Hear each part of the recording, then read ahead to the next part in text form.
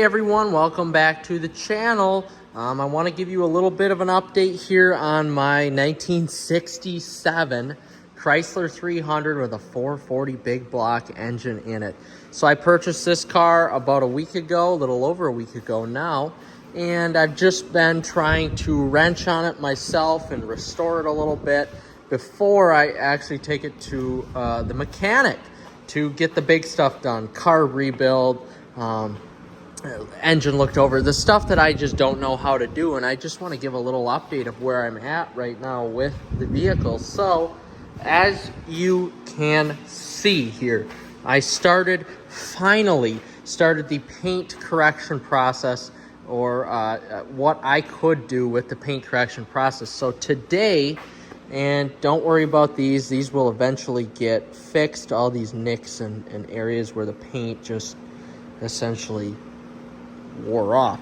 But essentially what I did today was start on this front quarter panel and the hood. So I did what I could to restore this paint the best that I could. I mean, as you can see, this is some of the most unique paint that I've actually had to correct. I've corrected a lot of cars, including that Chevy Volt right there. And this is definitely the most interesting. So I want to preface by saying this paint, as you can see on the unfixed surface, there's a lot of scratches. I mean, as you can see right there, a lot of deeper scratches, a lot of areas where I don't know the history of this car. Apparently it sat in an older guy's shed before he passed away.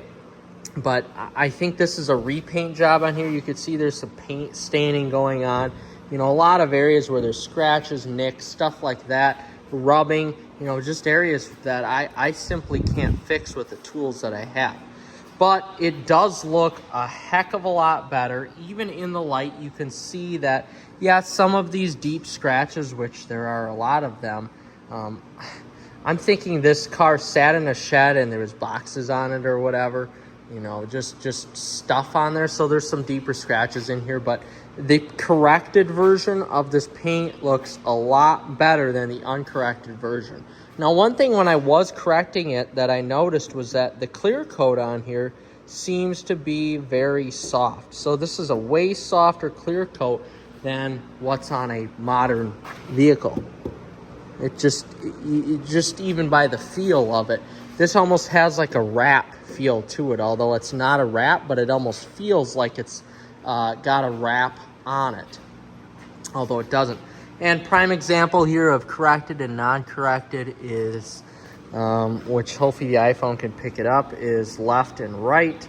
So the left paint, the left portion, or the left portion of the paint here isn't corrected, and this is corrected. This is a little bit shinier, although the iPhone is just not picking it up right now. It's having a hard time focusing on that light, so it's not showing the best light. But you know, there's some areas on here like this where when they painted this car, they must have not done a good job with the underneath, because if you look closely at some of this paint, like this staining right there, it appears that there might have been rust or something underneath that's maybe coming through. I am not totally sure. Again, I don't know the history of this car. I've just tried to make this paint look as good as humanly possible. So anyway, that's where I'm at with it. I'm probably going to be working on that over the next several days, just getting the paint cleaned up and figured out. You can see it is just a mess. The paint is disgusting. It's a mess. It's got staining everywhere that does come off, and nicks in it. I mean, it is just truly a mess. So I'm focusing on getting the paint corrected, which is honestly the most timely process out of anything that I'm going to do here. And hopefully we can get that done without a hitch. So before we actually take it to my mechanic. So some other stuff I did here, I did change over the rims and tires. That definitely helps right there. That was a must. That needed to be done.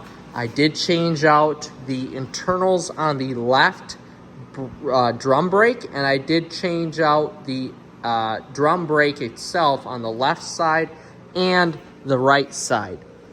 So it just gives it a little bit of a newer, cleaner look than, of course you can't see, than the fronts, which I still need to get parts for, the front drum brakes, which are old and rusty, as you can see. Now, one thing when I look at this car, the left side, the driver's side of the vehicle, looks like it sits up a little bit higher than the passenger side. So that's one thing here that I'm gonna see if I could tackle myself. It may just be the way the car is sitting, I can't tell. So that's another thing I tackled there. I actually did get the vehicle running.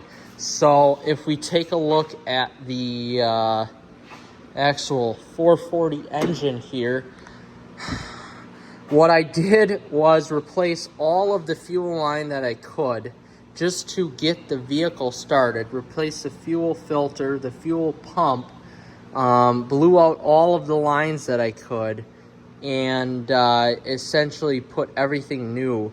And now what I'm waiting here is for the actual gas tank. The gas tank I had was disgusting. I've never seen anything like it before. It was rusted. I can't believe it even held gas.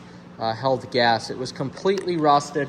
So I had to get a new fuel delivery system and a new gas tank to go underneath here, because that was useless, and that's why the vehicle was not starting, was because of the gas tank. So that's going to have to be replaced whenever I get that in as well.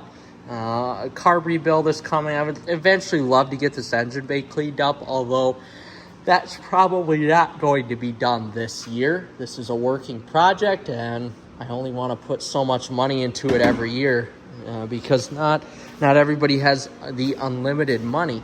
So I did that. I am going to do myself, though. I did buy some KYB gas adjust gas shock absorbers that I'm going to put on the front here to hopefully give it a little bit of a newer shock setup. I did replace the rear shocks here on the vehicle. I don't think you can see them. They're blue. They're right there.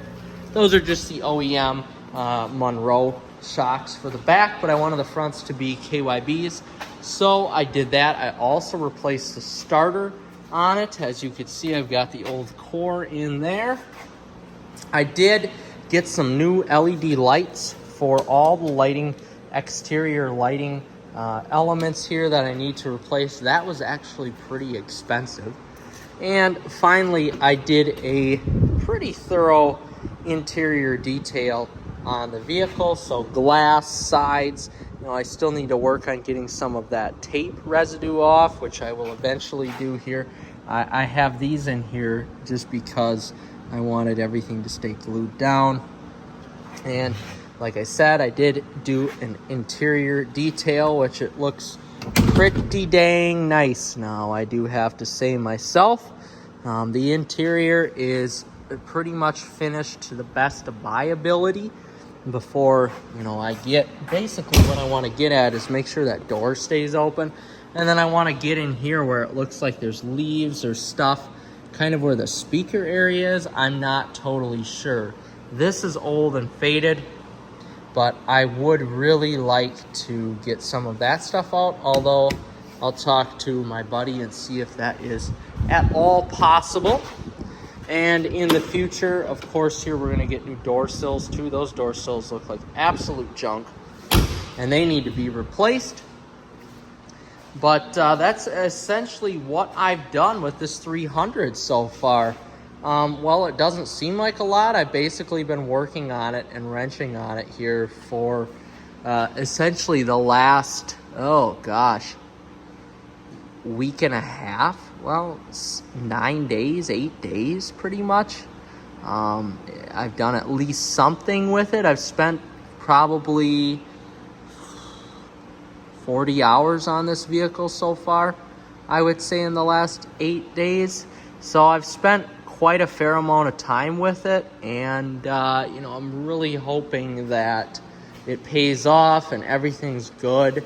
on it. This apparently only has 23,000 miles on it, although I am curious to see what Dusty has to say here. And I'm thinking it rolled over 100,000. And then, when old cars roll over, of course, they roll back to, or they roll over to the next 100,000. So I'm thinking that's what might have happened, although I'm not totally sure on that. But everything is good now. I've done pretty much all I can do except, wait for the gas tank and put these gas adjust KYBs on the front. And then I'm just waiting to get those parts, and then it should be functioning and it should be drivable. Of course, it's winter out right now and we have snow in the forecast, so I don't think that I'm going to be driving it anytime soon, but I don't plan on driving it anytime soon. I'd like to get this on the road within the next 2 to 3 weeks possibly, and see how it drives and see what else needs to be done. But eventually here, before I get it to Dusty and get it up on his lift, I do want to go underneath the vehicle and get some of the rust spots up, because I would like to do some sort of undercoating here, some sort of like truck bed liner undercoating with this vehicle, so it's got a black underneath and kind of protects it from rusting out anymore. But we'll see how much that costs and see where we can go from there. But overall, I'm very impressed with the paint correction so far, and I just have to keep working diligently on the rest of the vehicle. This car is so long that it's probably going to take me a little while to get it finished. But every day I'll just chip away at it, and every day I do it is closer to when I can get some ceramic coating on here and start ceramic coating these painted areas, which should look really, really good once I'm done with it. So with that being said, everyone, thanks for watching, and we'll see you in the next one.